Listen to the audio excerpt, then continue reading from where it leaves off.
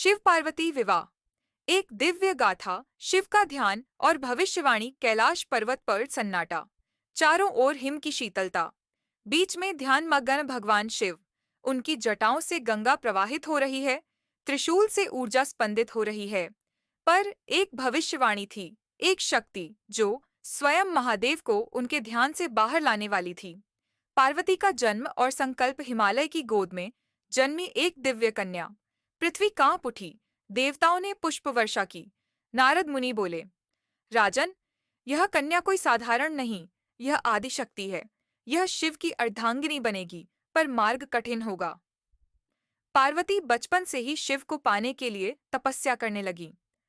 कठोर तपस्या और महादेव का मौन घोर तप।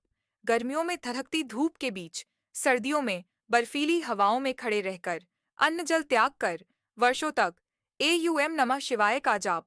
पर शिव, वे अब भी ध्यान मग्न।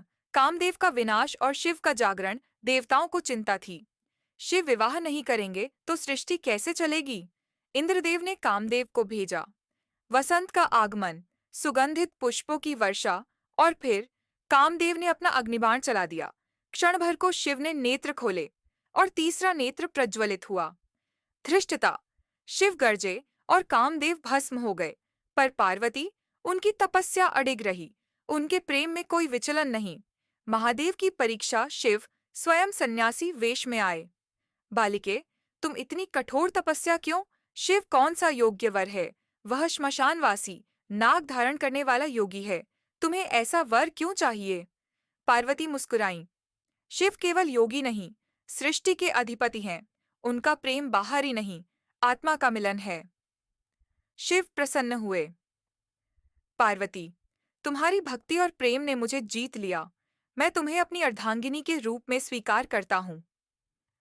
दिव्य विवाह और ब्रह्मांडीय उत्सव। कैलाश पर देवताओं और ऋषियों का अद्भुत समागम।